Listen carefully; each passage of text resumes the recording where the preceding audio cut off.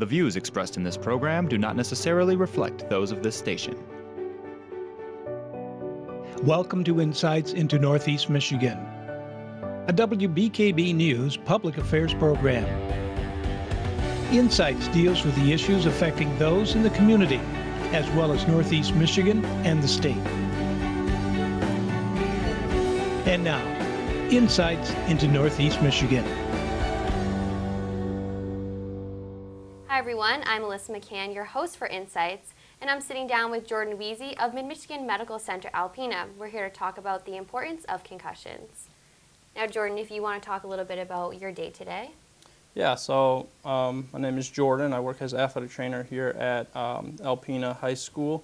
So my day-to-day is basically I work here in the physical therapy department Monday through Thursday in the mornings, and in the afternoons I head over to the high school. I'm there until the last practice or game ends. My major role there is basically to be there if anybody gets hurt, if anybody has any medical issues or problems. I'm there to help kind of be the liaison between them and the medical professionals. And then I also treat, as we're going to talk about today, concussions. And concussions is a pretty hot topic, so we'll talk a little bit about that today. Awesome. And, want to explain what a concussion is to everyone? Yeah, so concussions is basically it's a traumatic injury that takes place to the brain. A lot of times it can be caused by direct contact, but it can also be caused by indirect contact. So if somebody gets hit, they don't necessarily have to hit their head to get a concussion.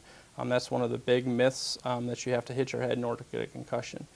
So the major sports we see concussions in is obviously a lot of the contact sports with the direct, but also something that's is cheerleading. Cheerleading we see a lot in just because they're landing on their feet a lot, jars the head, and so basically what happens is that brain kind of gets a bruise on it. If we want to look at it that way. So there's a lot of symptoms that can come from those, so we can talk about those a little bit later in this segment as well. Okay, can you describe what happens to the brain when, I've heard that it's like in a jar and it's like being shaken up, and that's what your brain does when it has concussion. It's bouncing off your skull, basically? Yep, so a lot of times we see, when there is the direct contact, we see the people get, one of the big things is headaches. So the thing that happens is that it's kind of a bruise. So you can get the bruise from where basically the skull, the brain hits the skull. So you can get what they call a coup or a contra coup, which is basically the brain bouncing off that skull. And it creates a bruise for the brain. So that's kind of what we're treating, essentially, is that bruise in the brain. And what is the most common cause for a concussion? So the direct impact is one of the major causes. So if you get hit, so in football or hockey, if you get hit in the head, a lot of times the rotation is a big thing that causes a lot of the more severe symptoms that we see. And also just the repeated blows. So a lot of times people think that they have to get hit hard one time to cause a concussion. And the research that they're starting to find is that it's happening more and more for kind of the smaller blows, the everyday blows that are happening at practices, or the everyday blows that they suffer repeatedly. And those kind of build up over time to kind of create more severe symptoms, I guess. Right. And what should someone do if they suspect that they have a concussion? So the big thing is obviously report.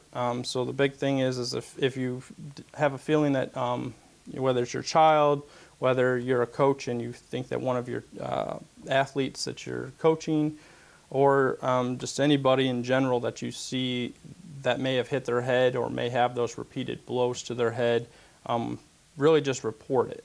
Going to see a medical doctor, or someone like myself that's kind of versed in concussions and how to deal with them. It's probably the biggest thing. A lot of times people kind of think, oh, it's not that big of a deal, it's just a headache, but it can lead to very serious things. So the big thing is just report it. Go see your doctor. If you have any doubts, sit out. That's kind of the motto that's going around the athletic population now. So. And you mentioned that you not only can you get them from getting a blow to the head, but other things as well. Have there been times, you being an athletic trainer, that you've seen athletes who who have gotten hurt, but they necessarily don't think that they have concussion just because they've never gotten hit in the head?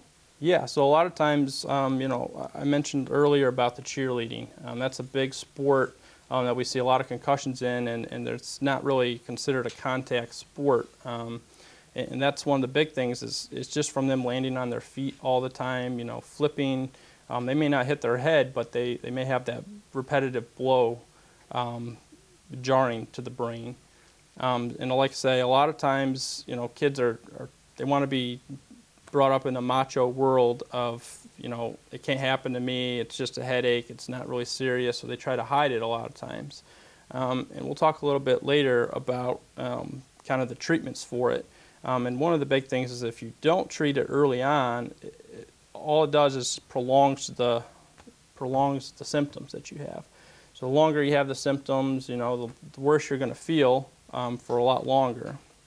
So I was a cheerleader back in the day. So you could go into some of the treatments that people receive when they get concussions? Yep, so the first thing is obviously rest. So we're going to remove somebody, if somebody comes to me and says they have a headache and they have some other symptoms, really any of the symptoms that we'll talk about with concussions. The big thing is to remove them from participation because we want to try to rest that brain, try to keep it so that they're not using it as much. So a lot of times that means we're going to take them out of their sport. That means no practices, no games, nothing like that. We're just going to keep them out, try to let them rest the brain until they start to feel better. They start to not have any symptoms, or their symptoms start to become less severe. How do athletes, you know, take that news that they're sitting out or they can't participate? Is it, you know, something that they're like, okay, I understand I'm not feeling well, I'll sit out, or is it, no, I'm fine, I'm going to play? Yeah, so it's kind of 50-50. I find working with athletes. Some athletes understand that it's a pretty serious thing, and other people, they don't think it's that serious. And those are the people that we kind of get worried about, because people that are, you know, understand it's serious and that they're willing to report it, those are the people we're really not going to have too much problems with compliance with. It's the people who are trying to hide it, say, oh, it's just a headache, it's not that big of a deal. The problem is with concussions, it's so hard to be able to look at somebody and just say you have a headache, because we can't see that. It's not like if somebody falls down and, you know, gets a scrape on their hand, we can see that they have a scrape on their hand. Concussions are hard to deal with because you can't just look at somebody automatically and say you have a concussion or you don't. So we have to go through, you know, a lot of testing to kind of get to that. And what is some of that testing that you guys go through? So some of the testing that we do, we have a neurological cognitive testing program that we use. It's on the computer. So every athlete that's in a contact sport at Alpena High School goes through this testing. And basically what it does is it goes through a whole bunch of different testing segments, test the reaction time, test their cognitive, basically how you can process things, how fast you can process things. Goes through 7 different segments. And then if somebody is deemed to have a concussion from me or from another medical professional, then we go and test them again. And then we can kind of compare those numbers to see how their brain was functioning before they had a concussion, and then how their brain's functioning after concussion. And how long do these concussions typically last for? So typically a concussion, if someone removes himself from play and gets out of the play, we can usually get things going. It's usually about 5 to 7 days when they start to get their symptoms resolved. Sometimes it's sooner than that, and sometimes it's longer than that. It just depends. Another thing that's a really big factor is how many concussions somebody's had. So there's a lot of numbers out there of, you know, how many concussions can I have before I have to be completely done, and that's something that is more not really up for me to decide. That's up for a medical doctor to decide how many concussions is too many to have. But the research shows that the more concussions you have, the more damage you've done to your brain, the more apt it is to take you a little bit longer to become symptom-free. Thank you, Jordan, for that. Stay tuned because there's still more insights ahead.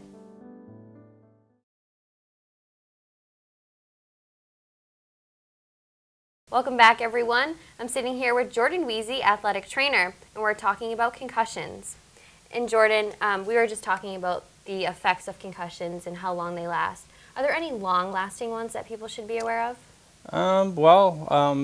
Depending on how severe your concussion is, you can get some memory problems, difficulty concentrating, things like that. If you have prolonged symptoms that you don't get treated, and that's why it's very important to work with a medical professional, so that if you are having those lasting effects, that we can get you in and get you the proper treatment for that. And how young is too young for kids to be doing contact sports? Well, as long as it's done properly. The big thing, so a lot of times in the news you see a lot about proper tackling techniques in football. They have checking limits, age limits in hockey. Those are all things to help prevent concussions. Obviously, concussion, can't be prevented 100%, but there are things that we can do to help lower that. The big thing is decreasing the amount of contact that is there. And what are some positive indicators that you see in athletes to, let them go back out on the field or the court and play? So the big thing is, like I said, we use the impact testing, the neurocognitive testing, and that's one of the big factors that we can use because that's a way that we can put numbers to how well your brain is functioning. So if your brain when you didn't have a concussion is working at a certain level, then we can compare that to the numbers. The other thing is just people reporting their symptoms. We like to see their symptoms decreasing instead of increasing, not only in the severity but also in the number of symptoms. So a lot of times if you have concussion, you're going to have several symptoms that show. Is it easy for you to spot out the symptoms, or does an athlete need to come to you and say, I'm feeling this way? Or is there something that you can detect in them simply by the way they're acting or the way they are? Yeah, so a lot of times, I'm walking the sidelines. I'm there to basically take care of any medical thing. But while I'm walking the sidelines or while I'm standing on a field or a bench or a court, I'm looking for those types of signs. One of the big things is getting to know your athletes. So that's the one thing that's good about athletic trainer being in the school system. I'm there every single day with them, so I know how a lot of the athletes act normally. So we're watching for anything that would indicate that they may be acting a little bit slower. It could be as severe as, they come off and they go to the wrong bench, or it could be something as little as, looking at their eyes and they're, blinking a lot, having trouble focusing. So those are all things that, I may pull that kid aside and I may do some cognitive testing with them, do some balance stuff, ask them a few memory questions just to see how they're functioning. And usually, if you can kind of catch those early, and, a lot of times the kids are going to say, oh, I feel fine, but it's when we get digging a little bit deeper, and if we see any of those symptoms, then we warrant that to refer them on to a medical professional, such as a doctor, to kind of get a little bit further. And with that being said, how important is it to you and these athletes that you get to know them on a personal level, so you're aware of the symptoms that they may have and how they're doing? Yeah, so I think the big thing too, with being at the school every single day is building up that rapport with the kids. I think if I were just there, every once in a while and the kids didn't really know who I was, I think it's a little bit harder for them to come forward to sometimes and say, hey, Jordan, I'm having some problems concentrating in school, after last night's game. Or, I really have this headache and, it's hard for me to focus. What do you think we can do about it? So I think that's the important thing too, is building that rapport on the personal level so that the kids trust me and that I'm able to, help them out and guide them in the right direction. If there were any athletes that have had, multiple concussions, what are the harmful side effects of those? So we've talked about earlier, you can have the lasting memory issues, difficulty concentrating. Starting to come out in a lot of light, in professional sports. And we'll talk a little bit later about that, but the professional sports is starting to really pull a lot of that stuff out. You have 30, 40-year-old professional athletes that, are unable to go through their day-to-day life because they suffered so many concussions before it was kind of a big, spotlight, and they didn't really get the treatment that they should have because they kind of thought, it's just a headache. So the memory thing is a big thing. There's obviously, if your brain's not functioning properly, you can have all kinds of problems, balance issues, hearing issues. You have the visual aspect, so not being able to focus, having blurred vision, double vision, things like that. If it goes untreated and you have several of them that you don't kind of take care of. Not only can concussions affect you physically, but mentally as well, if you want to touch upon that. Yeah, so a lot of times we see, people's attitudes change a lot with concussions. That's one of the symptoms. People might get agitated, and that might last for a couple days. And then, if they have several concussions, those type of aggravations, having mood changes, mood swings, things like that can affect them long term. And that's why it's so important to be able to get in and get things looked at early on so that we can kind of deter from trying to get some of those things. Let's touch a little bit about CTE. There's a movie about concussions with Will Smith that I'm sure we've all seen, and it really brought things to light and perspective for people. They got to learn about concussions that maybe they haven't learned before. And the word CTE, I know it's short for something that you know, but Yeah. you want to touch upon that a little bit? Yeah, so a little bit about CTE. So CTE stands for chronic traumatic encephalopathy, and it's basically what it is it's changes in the brain that take place after receiving repetitive blows to the head, whether it's the indirect or direct, that you see in concussions. So it's basically caused by the repetitive concussions that we see. And what it does is causes those changes in the brain permanently. So we talked a little bit about the balance problems, the concentration, not being able to focus. And basically what it does is it's early on stage of dementia. So we're starting to see it in really young people. It's, like I said, in the movie Concussion, it was brought out, and we're starting to see it in a lot of college athletes as well as professional athletes.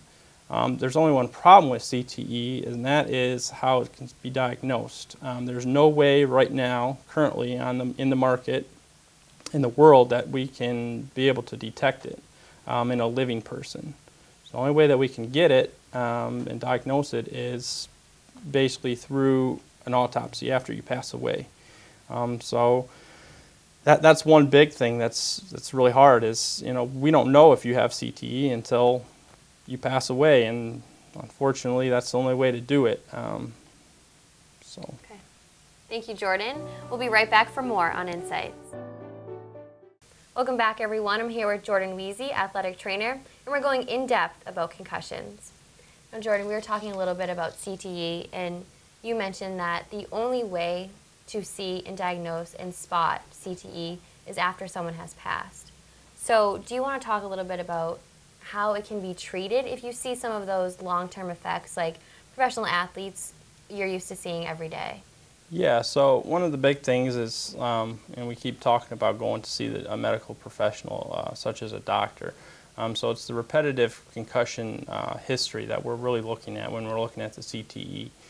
Because, like I said, it's not something that we can just run a test and say you have this. It's something that you kind of live through, and then it's after you pass away that they study your brain and look to find those things. Like I said, I think it's probably happening in younger and younger kids, as most kids are getting bigger and stronger at an earlier age, specializing in more contact sports, things like that. I think we're going to see a lot more of the CTE happening. And I think one of the big things is just making sure that people are getting the proper help that they need. So like I said, the memory, there's a lot of different rehab places that help with that rehab for the memory, the cognitive aspect of concussions. So that's one of the big things is if somebody is struggling after that 5 to 7 day mark, and they're really not seeing much progress, it's important that we get them into someone who specializes in neurological conditions, such as a neurologist, and also working with someone who works with the cognitive rehab side of it, so that we can try to repair that brain the best we can. That's great. And can you describe what CTE does to the brain? I know we talked about mood swings, memory loss, and they're not only in athletes. We see it with a lot of people who come back from being at war, and they've experienced CTE as well. Yeah, so a lot of times the CTE, like I said, it causes those changes to the brain that kind of permanently damage certain lobes or certain sections of the brain. And really, it kind of destroys those parts for the brain. And when that part is destroyed, it's very difficult to be able to fix. The brain is something that doesn't repair very easily.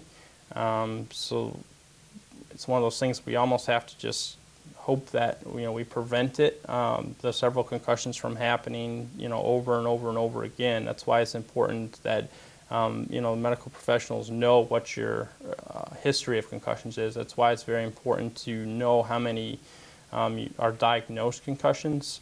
So one of the big questions I usually ask people is, how many concussions have you had that are medically documented? Because how many times did you go see a doctor for them? And then how many did you, if you had to guess, how many did you have that you just kind of blew off? It's like, it's just a headache. Because that happens quite often. Most of the people that I talk to that are in contact sports, even at the high school level, will tell me, yeah, I've had 2 that are documented, but I probably had 6 or 7 that, I had a headache and never really did anything about. And I think, with me working in the high school setting, I'm there every day, so someone has access to that. So I think the big thing is talking to the people that are involved with youth sports, where there may not be an athletic trainer, or there may not be a doctor that's standing on their sideline or at a hockey rink, standing there where someone can say, hey, I'm having a headache. So the big thing I would say for parents is to watch for those signs and symptoms. If your kid starts to act a little bit weird after their games, they start to have loss of appetite, they start to have memory issues where you ask them something and 5 minutes later they're asking you, repeating the same thing, those are all signs that you probably should go get checked out. So the worst the doctor's going to say is, yeah, you're fine, it's just a headache, or you're tired or whatever. But it's better to be more cautious and get it checked out than to say, it's nothing, and we're just gonna let it go and hope that you feel better, because obviously we can see that it can lead to more permanent damage, such as the CTE. Right. And what is something you either want parents or athletes, kids, anyone to know about concussions? The big thing is if you're in doubt, sit out. That's the biggest thing. If you feel like you have any symptoms of concussion, you need to let your coach or your parents or the athletic trainer know about it, because it's serious. And a lot of people, I don't think, realize just how serious it can be, the consequences. And the other thing that we really didn't talk about with concussions, and I don't think a lot of people cover, is it can also affect your day-to-day activities. So, such as school. School is a big thing that I see at the high school level. Is if you can't focus, if you can't concentrate, you can't expect to be doing well in school while you have concussions. So the big thing I think is just make sure you get into a medical professional to get checked out for your concussion if you suspect you have one. And then also sitting out from school if you have to. Like I said, at the high school level, we're pretty good about that, but in the youth sports, we may not have that. You may not have someone that's sitting there saying you need to sit out from school. You can't go and interact. All right. Thank you for joining us. And Jordan, thank you so much for giving us all the insights about concussions, the importance of it, and the long-term effects. I'm Alyssa McCann.